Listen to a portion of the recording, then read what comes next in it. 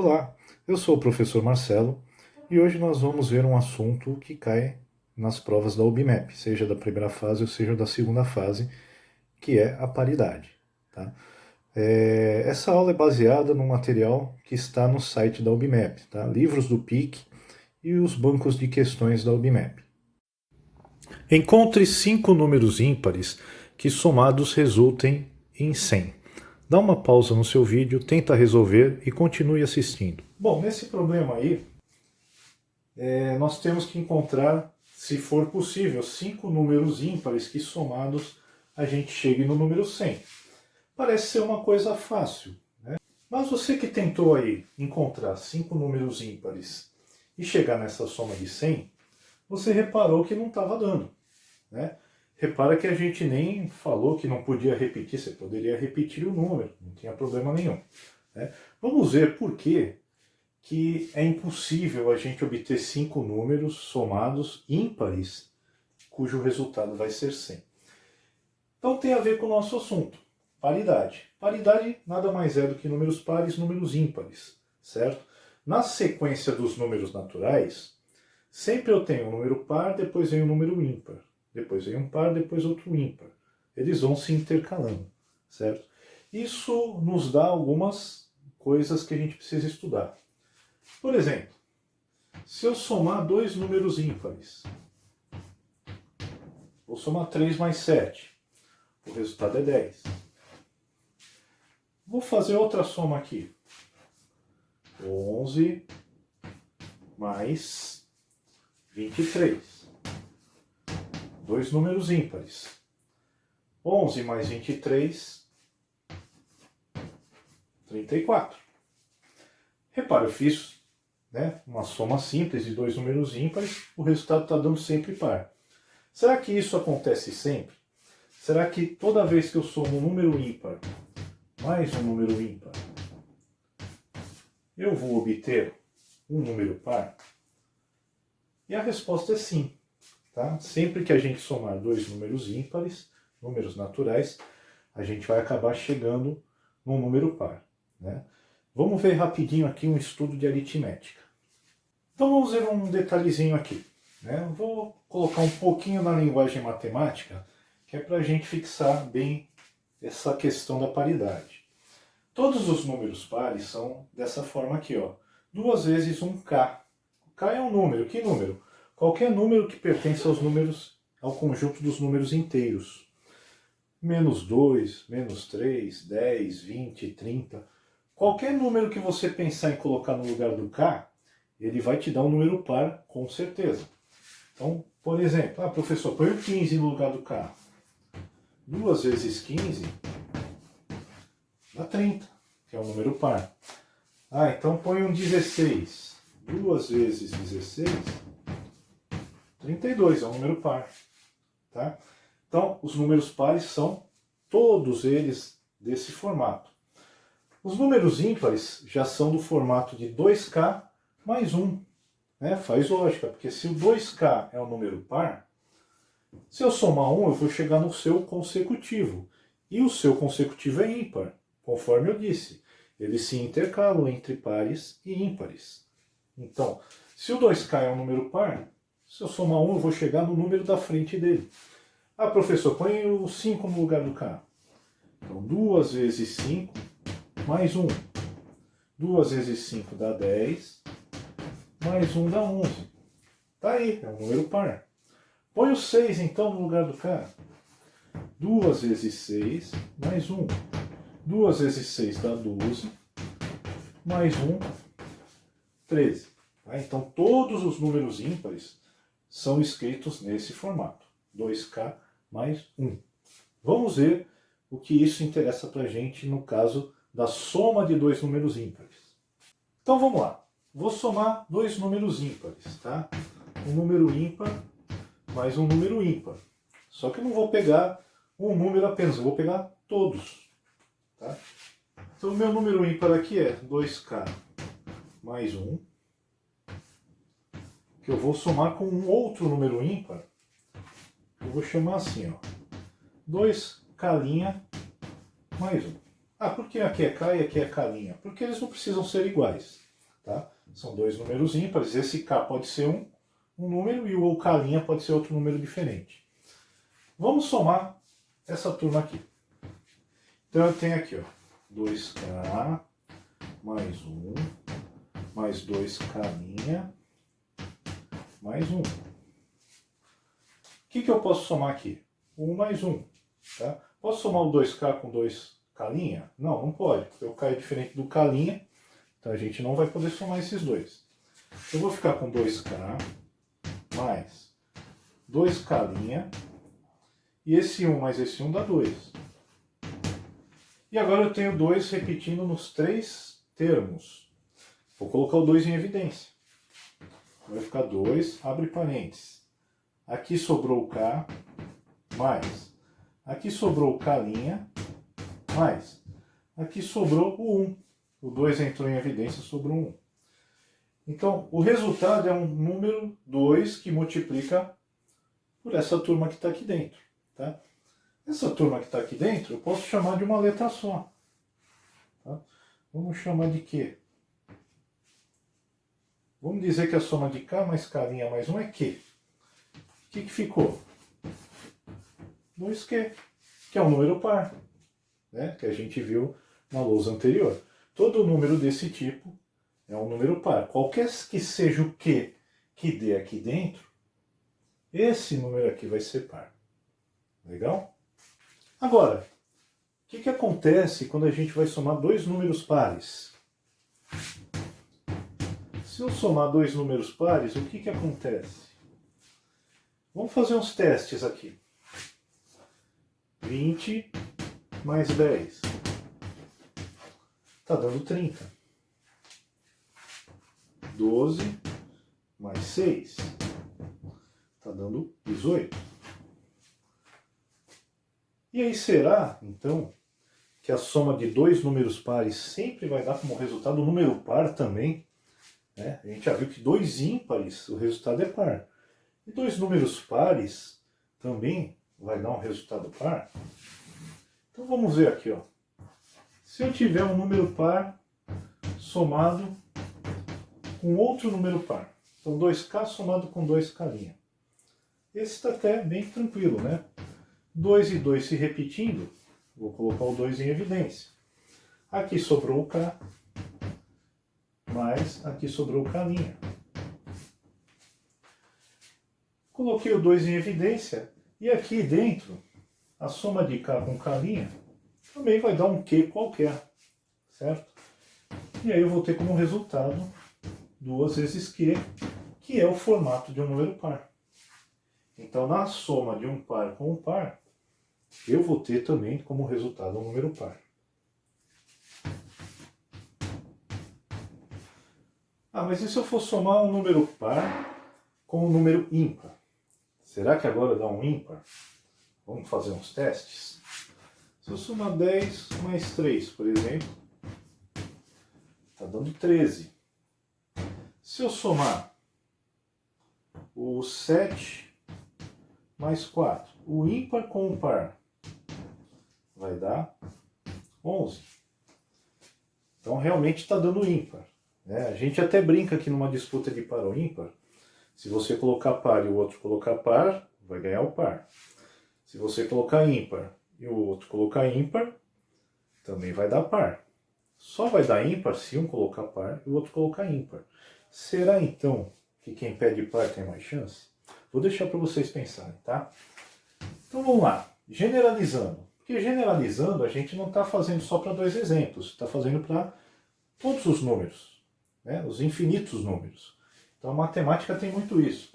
Ah, eu fiz dois exemplos aqui, mas pode ser que você na sua casa faça um exemplo aí com números enormes, né? E consiga me provar, quer dizer, me consiga quebrar a hipótese de que par com ímpar dá sempre ímpar. Ah, eu fiz um exemplo aqui mirabuloso, eu somei um par com ímpar, muito grande esses números, e o resultado deu par. Aí você quebra a teoria, porque eu só fiz uma prova para dois casos particulares. Então vamos lá. Número par. Posso chamar de 2K. Número ímpar. 2K linha mais 1. Tá, vamos diferenciar o K do K'. Isso não teria importância aqui, mas vamos diferenciar. Olha só, na nossa conta, não tenho nada para fazer aqui, certo? 2K, não posso somar com 2K'.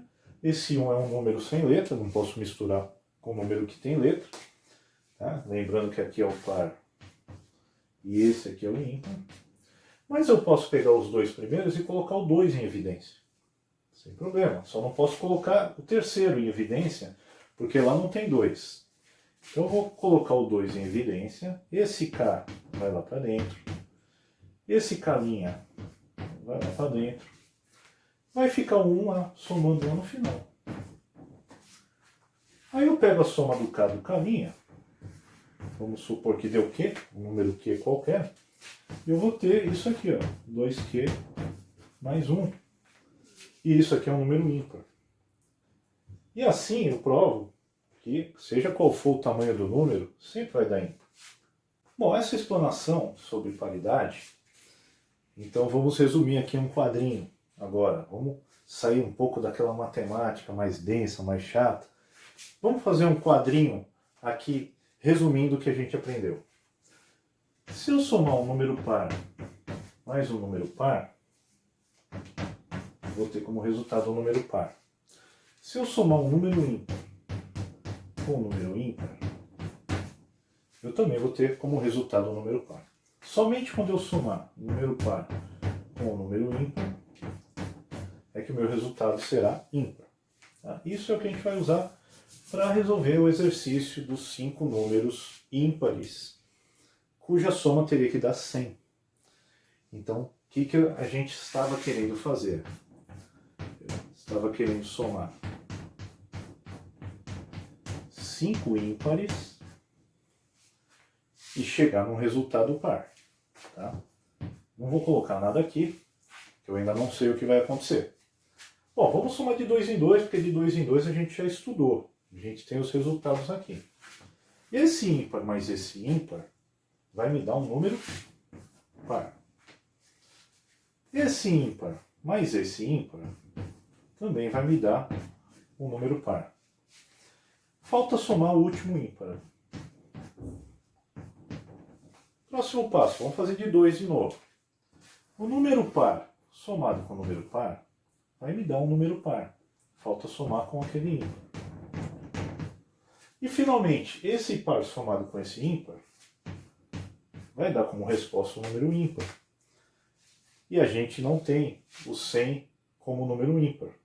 Então é impossível eu pegar 5 números ímpares e chegar num resultado 100, porque sempre o meu resultado será um número ímpar. É possível trocar uma cédula de 25 por 10 cédulas de 1, 3 ou 5? Dá uma pausa no seu vídeo, tente resolver e retorne para assistir com o professor. E aí, galera, tentaram resolver esse aqui? Então, depois daquela explanação toda do exercício anterior, como que a gente pode tentar responder esse exercício? Ele está perguntando se é possível eu pegar uma nota de 25 e trocar por 10 cédulas, sendo de 1, de 3 e de 5. Seja de qualquer forma, né? Pode ser 3 de 5, 3 de 3, 4 de 1, mas de forma que a soma tem que dar exatamente 25. Então, quem tentou fazer essas trocas aqui com exemplos, né, somando as cédulas de 1, 3 e 5, não conseguiu chegar nos 25. Né? Mas por que será? Então vamos lá? Então olha só, a primeira coisa que a gente observa é que todas as cédulas são ímpares, tá? Inclusive a cédula principal, que é de 25. Okay? No exercício anterior, a gente estava procurando 5 números ímpares, cujo resultado dava 100. O que a gente provou no exercício anterior? Que se eu somar 5 números ímpares,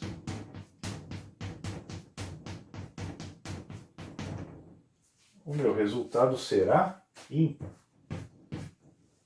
Tá? Acontece aqui que eu tenho que somar 10 números ímpares, porque são números 1, 3 e 5. Eu tenho que chegar no ímpar. Então, na hora que eu fizer a soma dos outros também, ó, dos outros 5, Esse aqui eu estou pegando o resultado anterior, que a gente já tinha feito. A gente já tinha descoberto que 5 números ímpares, somados, sempre vai dar um número ímpar. Então somei 5, deu ímpar. Somei outros 5, também deu ímpar. Agora eu vou somar esses dois resultados. Ímpar mais ímpar, a gente já viu que dá par. Ou seja, 10 cédulas de quantidades ímpares vai me dar sempre um número par. Então é impossível trocar uma nota de 25, que é um número ímpar, por 10 cédulas deste tipo aqui. Os números de 1 a 11 estão escritos em uma linha. Pode-se colocar os sinais de mais e menos entre eles, de modo que o valor da expressão resultante seja igual a zero. Dá uma pausa no seu vídeo, tente resolver e depois volte ao vídeo do professor. Nesse probleminha aqui, a gente tem todos os números de 1 a 11 distribuídos e ele está pedindo que a gente coloque sinais de mais e menos, que a gente quiser. Pode repetir, pode ter mais sinal de mais do que sinal de menos, não tem problema. E ele quer que o resultado disso aqui seja zero. E aí, quem fez ficou animado com esse aqui? Nós estamos fazendo exercícios aí onde a gente não está sendo possível chegar no resultado. E nesse aqui, será que deu? Como é que será que vocês fizeram? Deram um chutão bonito aí, conseguiram acertar para dar zero? Então vamos ver aqui a lógica desse problema. Vamos supor que eu fosse somar todos esses números aqui. Quanto daria a soma de 1 mais 2 mais 3 mais 4 mais 5 mais 6 mais 7 mais 8 mais 9 mais 10? Faz aí na calculadora para mim. Produção, quanto que dá a soma aqui de 1 mais 2 mais 3 mais 4 até o 11? 66. Depois vocês confirmam aí, não vai confiar na produção, tá? Confere aí se dá realmente 66. Bom, se for 66 mesmo, eu acho que é mesmo, tá? Tô brincando. É 66. Sendo 66, ele é um número par, tá? Todo número par, quando eu divido em 2, o resto dele sempre vai ser zero, tá? Nesse caso aqui vai ser 33, o resto zero. Então qual é a lógica do problema? Eu vou dividir meus números em duas turmas, cujo resultado dê 33. Porque aí, uma turma eu ponho o sinal de mais, a outra turma eu ponho o sinal de menos. E aí na contabilidade, aquele mais com aquele menos vai ficar zero. Tá? Então vamos lá. Eu vou apagar aqui rapidinho. Vamos arrumar uma turma cuja soma dê a metade de 66, que é 33. Começa com 11, 10, 9, aqui está dando 30, então soma mais 3, 33. Todos os outros que sobraram tem que dar 33, tá? Sobrou 1, mais 2, mais 4, mais 5, mais 6, mais 7, mais 8. Então, o 9, o 10 e o 11 já foram. Tá? Então, quando eu for somar essa turma, o resultado tem que dar 33. 1 e 2 dá 3, e 4, 7, mais 5, 12, mais 6, 18, 25, com mais 8, 33. É isso aí. Tá? Aí você escolhe. Quer colocar mais nesses aqui? Então a gente põe lá. Mais 11, mais 10, mais 9, mais 3. E o resto fica tudo com sinal de menos. Menos 1, menos 2, menos 4, menos 5, menos 6, menos 7, menos 8. Ou ao contrário. Ou coloca sinal de mais nesses números, sinal de menos nesses aqui. Tá bom? De qualquer jeito vai dar zero. Os números de 1 a 10 estão escritos em uma linha. Pode-se colocar os sinais de mais e menos entre eles, de modo que o valor da expressão resultante seja igual a zero. Mais uma vez, dê uma pausa no seu vídeo, tente resolver e depois continue assistindo o professor com sua resolução. Agora a situação é essa. E de 1 até 10, procedendo da mesma maneira que a gente fez no item anterior, será que eu consigo distribuir sinais de mais e menos aqui de forma que dê zero? Se você tentou fazer alguma configuração, acabou se frustrando, porque nesse caso não vai dar, né? A explicação é a mesma do item anterior. No item anterior, a gente somou de 1 a 11 e deu 66. Agora, quando a gente soma de 1 a 10, a gente vai encontrar como resultado o 55, que é um número ímpar. E o que acontece na hora que eu vou dividir 55 em duas turmas, vamos dizer assim? Eu não vou obter um resultado exato, eu vou obter resto. Ou seja, esse resto vai me impedir que a distribuição dos sinais seja igualzinha, né, para dar zero. Então, não vai ser possível dar zero. Então, aqui, por exemplo, fica 2, abaixo o 5, aqui fica 7, 7 vezes 2, 14, resto 1.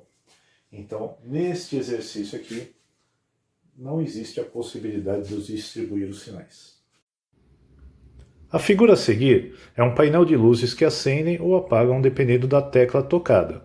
Cada vez que uma tecla é tocada, todas as outras teclas que possuem lado comum a ela apagam, se estiverem acesas, ou acendem se estiverem apagadas. Item A.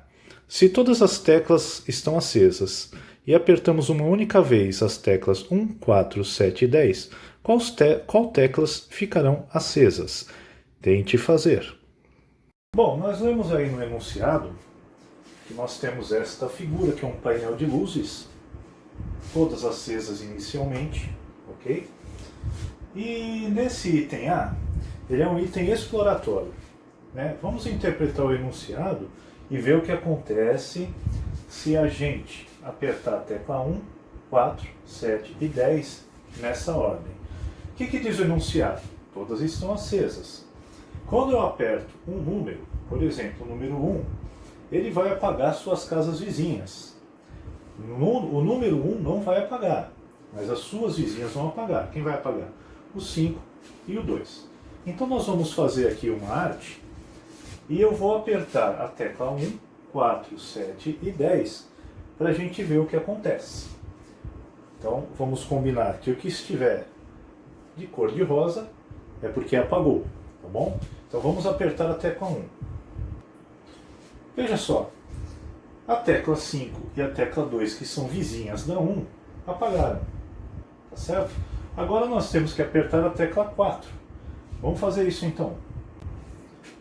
Então agora que eu apertei a tecla 4, o que aconteceu? A 3 e a 7, que estavam acesas, também apagou. Só relembrando também que o enunciado disse que se estiver acesa a vizinha, ela apaga. Agora, se ela estiver apagada, ela vai acender.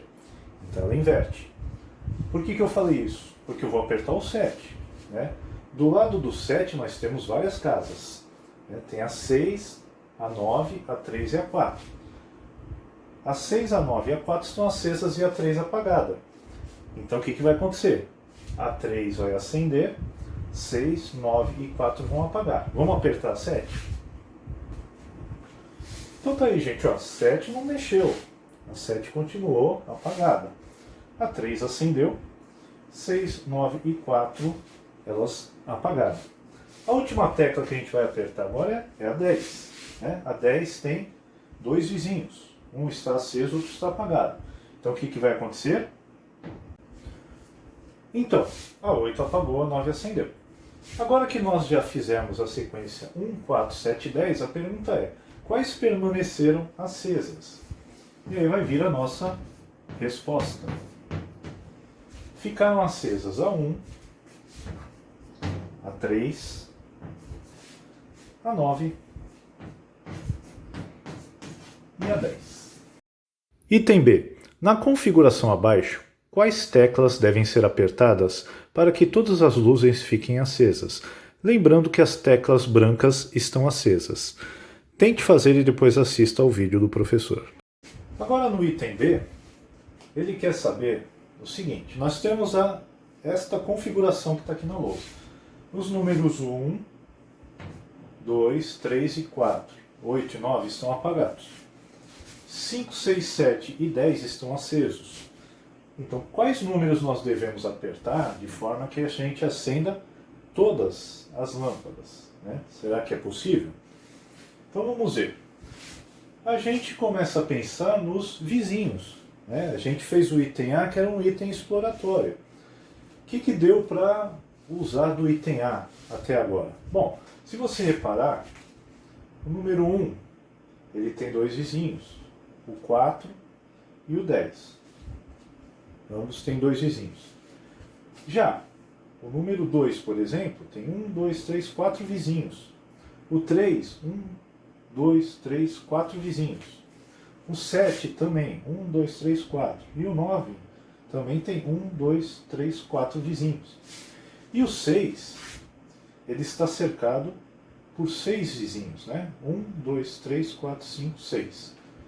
Então, dependendo da tecla que a gente aperte, você vai trocar a posição, né? Acender, apagar, a lâmpada de 2 vizinhos, de 4 vizinhos, ou de 6, né?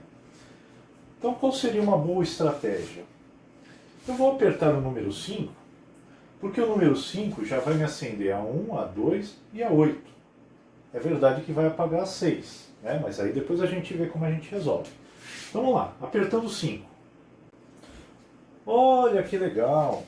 Né? Apertando o 5, a gente dando uma olhada para a figura, dá para perceber que agora ficou fácil. Né? Os números que estão apagados ainda, 4, 3, 6 e 9, estão cercando o 7.